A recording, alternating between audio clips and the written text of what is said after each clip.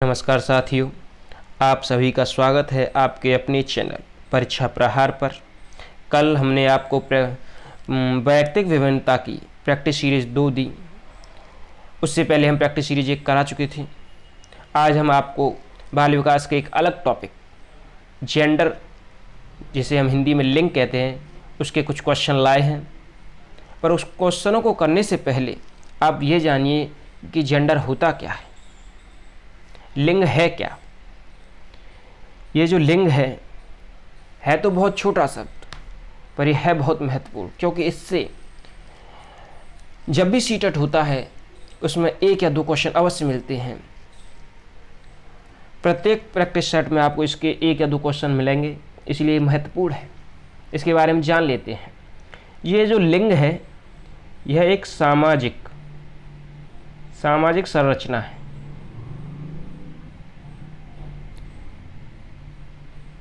लिंग क्या है? लिंग को हम एक सेक्स भी कहते हैं और लिंग को हम जेंडर भी कहते हैं। दोनों का हिंदी अर्थ लिंग ही है। लेकिन जो सेक्स है वो जैविक प्रक्रिया है, या कह सकते हैं जीन्स पर आधारित है। जीन्स पर आधारित ये बायोलॉजिकल शब्द है, जबकि लिंग हिंदी में दोनों का अर्थ एक ही है, लिंग। लेकिन जब आप पेपर को हल करें तो एक बात का अवश्य ध्यान रखें कि वहां जेंडर लिखा है या लिंग। लिंग अगर जेंडर लिखा है तो लिंग जो है एक सामाजिक संरचना है। सामाजिक संरचना इसलिए कि क्योंकि इसे समाज द्वारा दिया गया या समाज ने इसे विकसित किया है। लिंग बहुत ही महत्वपूर्ण है, क्योंकि लिंग जो है हर व्यक्ति की नज़र में लड़कियां कमज़ोर और लड़के पावरफुल होते हैं। इसे ही हम लैंगिक भेदभाव कहते हैं। लैंगिक भेदभाव यानी पूर्वाग्रह से ग्रसित लोग। पूर्वाग्रह से ग्रसित का मतलब है, कुछ लोगों में पूर्वाग्रह से ग्रसित होते हैं कि लड़कियां कमज़ोर हैं, लड़कियां खेलने कूदने में तेज होती हैं, पढ़ने लिखने में नहीं होती। ये एक लैंगिक पूर्वाग्रह है। इससे हमें बिल्कुल ही समाप्त करना है। इसीलिए सीटेट जो होता है उसमें को एक टॉपिक के तौर पर लिया गया, जिससे कि जो लैंगिक पूर्वाग्रह है उससे जो लोग ग्रसित हैं उससे बिल्कुल ही उसे छोड़ दें, यानी उसे त्याग दें लैंगिक पूर्वाग्रह को। रूढ़िबद्धता, एक रूढ़िबद्धता शब्द आता है। रूढ़िबद्धता मतलब है पुरानी विचारधारा को त्यागना। कहते हैं कि लड़कियां तो घर का काम करेंगी, लड़के बाहर का काम करेंगे, इसे त्यागना। क्योंकि आज हम मॉडर्न युग में हैं तो हमें सिखाना चाहिए और सीखना चाहिए कि हमें लड़कियां घर का कार्य करती हैं वो तो ठीक है, पर लड़कियां बाहर का कार्य भी करेंगी, बाहर भी वर्क करेंगी। और लड़के बाहर का वर्क करते हैं, पर इस जो पूर्वाग्रह को तोड़ना है तो लड़के घर का भी काम करेंगे। तभी हम कह सकते हैं कि जो पूर्वाग्रह है वो ख़त्म हो चुका है और जो लैंगिक विभिन्नता है वो समाप्त हो चुकी है। आइए इस टॉपिक के कुछ क्वेश्चन करते हैं। पहला क्वेश्चन है कि बच्चे ... डॉट का मतलब हम यहां रख लेते हैं किस।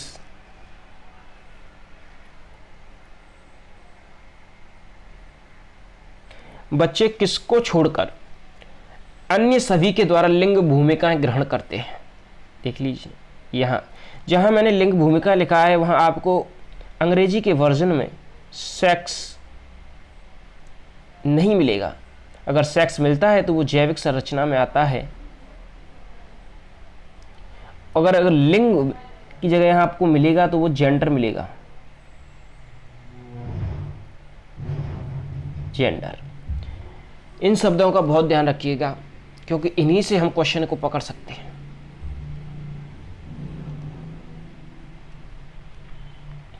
तो इस क्वेश्चन की तरफ चलते हैं। कि बच्चे किसको छोड़कर अन्य सभी के द्वारा लिंग भूमिकाएं ग्रहण करते हैं। नंबर 1 ऑप्शन मीडिया के द्वारा, नंबर 2 ऑप्शन सामाजिकरण के द्वारा, नंबर 3 ऑप्शन संस्कृति के द्वारा और नंबर 4 ऑप्शन ट्यूशन के द्वारा। देखिए मीडिया में बहुत ही ज़्यादा लैंगिक भेदभाव दिखाई देता है। मीडिया ही लड़की लड़का, महिला पुरुष आदि का भेदभाव सिखाती है। समाज भी हमें लैंगिक भेदभाव सिखाता है, क्योंकि समाज से हम लड़कियां कमज़ोर होती हैं, लड़कियां रोती हैं, लड़के पावरफुल होते हैं, लड़के रोते नहीं हैं, ऐसे शब्द मिलते हैं। जिस संस्कृति में हम रहते हैं वहाँ भी हमें सीखने को मिलता है। लेकिन ट्यूशन में कभी भेदभाव नहीं होता, ना ही वहाँ ये लड़कियों के लिए है या ये लड़कियों के लिए ट्यूशन है, ऐसी कोई बात नहीं मिलती। वहाँ ना लैंगिक भेदभाव को सिखाया जाता है। तो इसलिए आपका इसका आंसर है डी। बच्चे ट्यूशन को छोड़कर अन्य सभी के द्वारा लिंग भूमिकाएं ग्रहण करते हैं, क्योंकि ट्यूशन में कभी ऐसी बातें हमको सिखाई नहीं जाती। आगे बढ़ते हैं। Question number 2। क्वेश्चन नंबर 2 कहता है कि राज्य स्तर की एकल गायन प्रतियोगिता के लिए विद्यार्थियों को तैयार करते समय एक विद्यालय लड़कियों को वरीयता देता है। ध्यान रखिएगा ये बात जो मैं गोल कर रहा हूं, लड़कियों को वरीयता देता है। तो यह क्या दर्शाता है? वैश्विक प्रवृत्ति है, यानी विश्व से चली आ रही हैं प्रवृत्तियां, प्रयोजनात्मक है, प्रयोग के बाद आई हैं, प्रगतिशील चिंतन है, सोच विचार करने के बाद उत्पन्न हुआ है, या लैंगिक पूर्वाग्रह है। तो आपको मैंने समझाया तो आप सीधा कहेंगे कि ये एक भेदभाव हो रहा है, यानी ये लैंगिक पूर्वाग्रह। इसका ऑप्शन डी सही है। स लिख गया है पर ये द है। ऑप्शन सी डी सही है। आगे बढ़ते हैं और क्वेश्चन नंबर अगला कह रहा है कि एक अच्छी पाठ्य पुस्तक, तो यहां आप रख लीजिए एक अच्छी पाठ्य पुस्तक किससे बचाती है? ऑप्शन ए लैंगिक समानता से, लैंगिक पूर्वाग्रह से, सामाजिक उत्तरदायित्व से और लैंगिक संवेदनशीलता से। देखिए अगर अच्छी पाठ्य पुस्तक है तो उसमें सबको बैलेंस किया गया होगा, किसी के साथ भेदभाव की बात नहीं हुई होगी। तो इसलिए एक अच्छी पाठ्य पुस्तक लैंगिक समानता से बचाती है, बिल्कुल ही गलत है। हाँ, एक अच्छी पाठ्य पुस्तक सामाजिक उत्तरदायित्व से बचाएगी, ये भी बिल्कुल गलत है। सिखाती है वो, न ही वो लैंगिक संवेदनशीलता से बचाती है, ये सबके प्रति हमें संवेदनशील करती है। एक अच्छी पाठ्य पुस्तक लैंगिक पूर्वाग्रह से बचाती है, इसका ऑप्शन सी सही है। वो हमें कभी भी पूर्वाग्रह नहीं सिखाती। आगे चलते हैं। अगला क्वेश्चन, जेंडर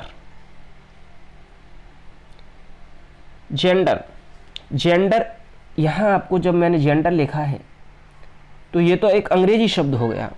हो सकता है यहां आपको लिंग लिखा मिले। क्या?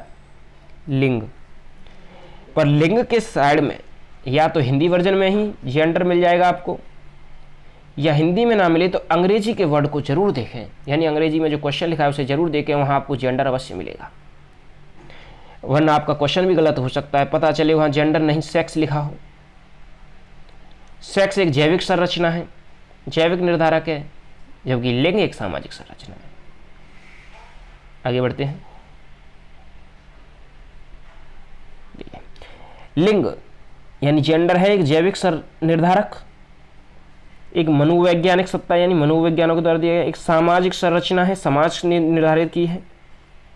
और अगला क्वेश्चन है आपका अगला वो है इसका ऑप्शन एक आर्थिक धारणा है। आर्थिक, तो आप कहेंगे कि लिंग एक सामाजिक, जेंडर एक सामाजिक संरचना, इसका ऑप्शन सी सही है, क्योंकि इसे समाज ने निर्मित किया है। आगे बढ़ते हैं। अगला क्वेश्चन देखिए, कक्षा में परिचर्चा के दौरान वार्तालाप हो रहा है, वाद विवाद भी चल सकता है परिचर्चा के दौरान एक शिक्षक प्राय लड़कियों की तुलना में लड़कों पर अधिक ध्यान देता है। यह किसका उदाहरण है? तुलना हो रही है यहाँ, कंपैरिजन, ये ध्यान रखना, मैं जिसे गोल कर रहा हूँ, ये कंपैरिजन, लड़कों पर अधिक ध्यान देता है। तो आप सीधा कहेंगे कि यह जेंडर के साथ पक्षपात हो रहा है, यानी लिंग पक्षपात हो रहा है, यानी कि ये लिंग पक्षपात हो रहा है। इसका ऑप्शन ए सही है, क्योंकि जेंडर संबंधता कुछ है नहीं यहाँ समरूपता दिखाई नहीं जा रही है, जेंडर की पहचान नहीं कराई जा रही है। वो तो जेंडर कह ही रहा है कि लड़के लड़कियों पर अधिक ध्यान दे रहा है, तो यानी उनका पक्षपात हो रहा है, उनके साथ भेदभाव हो रहा है। आगे चलते हैं, अगला क्वेश्चन कि बालिका शिक्षा को महत्व देना उचित है, यानी महत्व देना उचित है क्योंकि बालिका की शिक्षा को, बालिकाएं बालकों से अधिक बुद्धिमान हैं, अतीत में बालिकाओं को बुरी तरह से विभेदित किया गया है, किसी सामाजिक परिवर्तन के लिए बालिकाएं समर्थ होती हैं, बालिकाएं बालकों से अल्पसंख्यक हैं। देखिए, अगर आप ये कहते हैं कि बालिकाएं बुद्धिमान होती हैं तो ये एक विचारधारा हो जाएगी, क्योंकि कभी कभी लड़के भी बुद्धिमान होते हैं, और होता है कि ज़्यादातर कभी लड़के बुद्धिमान हैं, कभी लड़कियां बुद्धिमान हैं। तो ये आंसर बिल्कुल गलत है। आप सोच रहे हैं इसका आंसर भी हो सकता है, लेकिन ये एक अवधारणा है जो हमें प्रदान की गई है। अतीत में बालिकाओं के साथ पूरी तरह से व्यवहार हुआ है, उन्हें विभेद किया है, ये एक अवधारणा है, ये भी गलत है, ये भी गलत था, ये भी आपका गलत है। तीसरा, किसी सामाजिक परिवर्तन के नेतृत्व में बालिकाएं समर्थ होती हैं, ये आपका ऑप्शन सही है। सामाजिक परिवर्तन में बालिकाएं समर्थ होती हैं, ये बहुत सटीक बैठता है, क्योंकि सामाजिक परिवर्तन के लिए एक घर को चलाने के लिए एक स्त्री का जितना महत्व, एक समाज को चलाने के लिए भी स्त्री का ही उतना महत्व है। बालिकाएं अल्पसंख्यक हैं, ये कोई मैटर नहीं करता। आगे बढ़ते हैं, क्वेश्चन नंबर अगला, कक्षा 8 की पाठ्य पुस्तक में इस प्रकार के चित्र हैं कि शिक्षिका घरेलू काम करने वाली के रूप में महिला, और जबकि डॉक्टर और पायलट के रूप में पुरुष है। तो इस प्रकार के चित्रों से क्या प्रदर्शित होता है, चित्रों से बढ़ सकती है आपके मन में विचारधारा? तो देखिए, लिंग सशक्तिकरण की बात हो रही है, लिंग रूढ़िबद्धता की बात हो रही है, लिंग स्थिरता की बात हो रही है, लिंग भूमिका निर्वाह खेल की बात हो रही है। यहाँ खेल तो हो ही नहीं रहा है, तो खेल का कोई मतलब, स्थिरता है नहीं, स्टेबल नहीं है। सशक्तिकरण की बात होती तो महिलाएं शिक्षक और घरेलू काम ही नहीं करती, वो पायलट भी बन सकती थी, डॉक्टर भी बन सकती थी, कुछ भी बन सकती थी एटसेट्रा। जो पुरुष बन सकता है वो महिला भी बन सकती हैं, उनकी क्षमता है बनने की। तो इसका आंसर है आपका बी आंसर आपका इसका सही है,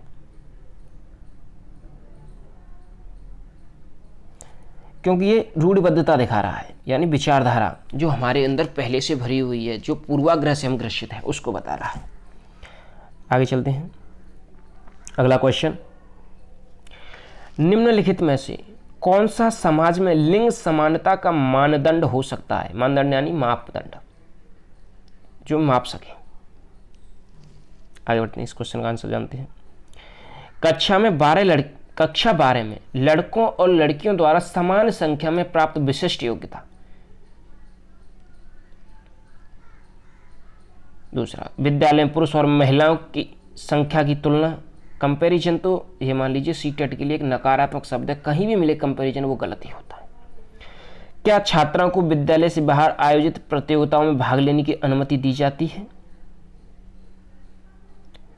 क्या कक्षा 12 तक पहुंचने वाले लड़की लड़कियों की तुलना, ये भी गलत है। योग्यता की कभी हम तुलना नहीं करते, इसके लिए ऑप्शन ए गलत है। किसी की योग्यता की तुलना कैसे कर सकते हैं? कोई किसी विषय में कमजोर है तो वो दूसरे सब्जेक्ट में अच्छा होगा, तो इसका ऑप्शन सी सही है। क्या छात्राओं को विद्यालय से बाहर आयोजित प्रतियोगिताओं में भाग लेने की अनुमति दी जाती है? ये जरूरी है, मानदंड हो सकता है। आगे बढ़ते हैं, अगला क्वेश्चन, लड़कों एवं लड़कियों के विषय में कुछ कथन दिए गए हैं, आपके अनुसार इनमें से कौन सा सही है? आपके अनुसार इनमें से कौन सा सही है? लड़कों को घर के काम में सहायता करनी चाहिए, बी, लड़कियों को घर के काम में सहायता करनी चाहिए, लड़कों को घर के बाहर के कार्यों में सहायता करनी चाहिए, या सभी लड़कों को विज्ञान और लड़कियों को गृह विज्ञान पढ़ाया जाना चाहिए। ये बिल्कुल ही साफ दिख रहा है कि ये भेदभाव दर्शा रहा है। लड़कों को घर के बाहर काम करना चाहिए, ये तो लोगों की पहले से विचारधारा, इसलिए गलत है। लड़कियों को घर के काम करना चाहिए, लड़कियों के प्रति उनकी विचारधारा। लेकिन हाँ, आपके अनुसार कौन सा सही है जो लड़के और लड़कियों के विषय में सही है? अगर लड़के घर का कार्य करेंगे और लड़कियां बाहर का कार्य करेंगी तो इससे आपके अंदर एक विचारधारा जो होती है वो समाप्त होगी, क्योंकि लड़कियां भी बाहर का कार्य कर सकती हैं, लड़के घर का कार्य कर सकते हैं। तो इसलिए इसका ऑप्शन ए सही है। आगे बढ़ते हैं, क्वेश्चन अगला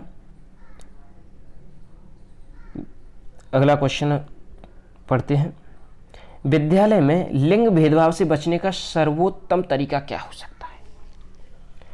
शिक्षकों द्वारा उनके लिंग पक्षपातपूर्ण व्यवहार का अधिसंज्ञान, भेदभावपूर्ण जो लिंग भेदभाव से बचने का, विद्यालय में लिंग भेदभाव दूर करने के नियम और सख्ती करना, नियम बनाना और सख्ती करना, संगीत प्रतियोगिता के लड़कियों की अपेक्षा लड़कों का चयन करना, और अगला ऑप्शन है आपका पुरुष और महिलाओं को शिक्षकों को समान संख्या में भर्ती करना। किसी को भर्ती करने से कभी लिंग समाप्त हो जाएगा क्या, भेदभाव? इसलिए ये गलत है, ऐसा नहीं होता। शिक्षकों द्वारा उनके लिंग पक्षपातपूर्ण व्यवहार का अधिसंज्ञान, अगर किसी को संज्ञान लेंगे तो वो भेदभाव कभी समाप्त नहीं होता। विद्यालय में लिंग भेदभाव दूर करने नियम कठोर बना देंगे तो हो सकता है वो उसका पालन ही ना करें, कॉलेज ही छोड़ दें। इसलिए संगीत के लिए हमारी विचारधारा है कि लड़कियां अच्छी होती हैं, पर हम लड़कियों की अपेक्षा अगर लड़कों का चयन करते हैं तो हम भेदभाव जो कर रहे हैं उससे बचने का एक सर्वोत्तम तरीका होगा। इसलिए ऑप्शन सी इसका सही है। आगे बढ़ते हैं, अगला क्वेश्चन।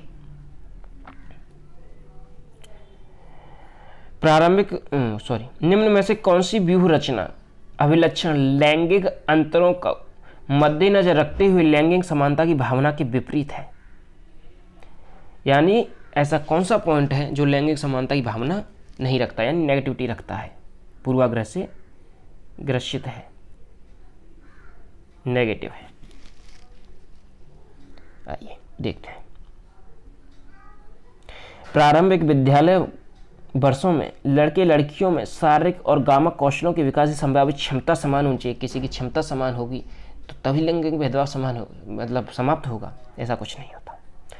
लड़के लड़कियां दोनों में कम आक्रामक और एक दूसरे अंतःक्रिया करके सम्मत सामाजिक तरीकों को सिखाया जाए, बहुत अच्छी बात है। मतलब ये सही है, पर इस क्वेश्चन के हिसाब से ये गलत है, और ये भी सही है पर इस क्वेश्चन ने नेगेटिविटी पूछा है तो इसलिए ये भी गलत है। उनकी देखिए, प्रारंभिक विद्यालयी वर्षों में लड़के और लड़कियों में शारीरिक और गामक कौशल के विकास की संभावित क्षमता समान होती है। कुछ भी करने की क्षमता दोनों में है, दोनों कार्य को कर सकते हैं, इसलिए सही ये भी था और सही ये भी है। अगर वो पूछा लैंगिक समानता के लिए है तब इसने विपरीत पूछा है, इसलिए ये दोनों गलत है। तीसरा क्या कह रहा है कि विद्यार्थियों को बताएं कि रूढ़िबद्ध विषयों में सफलता हासिल कैसे करते हैं। अगर ये बताएंगे तो उनमें लैंगिक समानता का बढ़ावा होगा, तो ये भी सही है, पर क्वेश्चन के हिसाब से ये गलत है। क्वेश्चन ने जो पूछा है वो गलत है, इसलिए आपका ऑप्शन डी सही है, क्योंकि यही बचता है। और सही किस लिए कि लड़कों की समस्या के समाधान विश्व स्तर पर नियंत्रण रखने पर उनकी योग्यताओं को, उनकी आत्मविश्वास को विकसित करने के सहयोग प्रदान करना। सिर्फ लड़कों को ही क्यों, लड़कियों को भी सम्मिलित किया जाए, क्योंकि लैंगिक भेदभाव दिखा रहे हैं आप लड़कों को कहकर। अगर लड़कियों को सम्मिलित करेंगे तो भेदभाव खत्म हो जाएगा, इसलिए इसका ऑप्शन डी सही है, क्योंकि यहाँ भेदभाव दिखाया जा रहा है, नेगेटिव पॉइंट है। आइए क्वेश्चन नंबर 12। एक सह शिक्षा में लड़कों से शिक्षक कहता है कि लड़के बनो, लड़कियों जैसा व्यवहार मत करो। अब इसने ये जो बात कही लड़के बनो, लड़कियों जैसा व्यवहार मत करो, यहीं से पता चल गया कि इसने लैंगिक भेदभाव प्रकट कर दिया, यानी लैंगिक पक्षपात दिखा रहा है ये। तो पहला है इसका कि लड़कियों के साथ व्यवहार का एक अच्छा उदाहरण है, लड़के लड़कियों के साथ व्यवहार का एक अच्छा उदाहरण है, ये बहुत ही गलत उदाहरण है। इससे दोनों में नेगेटिविटी पैदा होगी, लड़के लड़कियों से और लड़के लड़कियों से नफरत करने लग जाएंगे, लड़की लड़कियों से और लड़के लड़कियों से नफरत ही करेंगे इससे। बी, लड़कियों पर लड़कों की जीव वैज्ञानिक महत्ता को उजागर करें, लड़कियों पर लड़कों की जीव वैज्ञानिक, इसे उजागर करने से क्या होगा, इससे हम बदलाव ला देंगे? नहीं हो सकता। सॉरी रुकिए।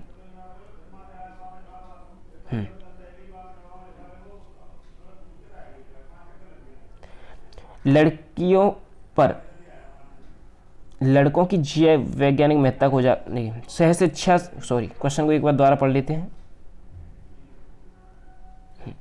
एक सह शिक्षा में लड़कों से शिक्षक कहता है लड़के बनो, लड़कियों जैसा व्यवहार मत करो। भैया क्या दर्शा रहा है?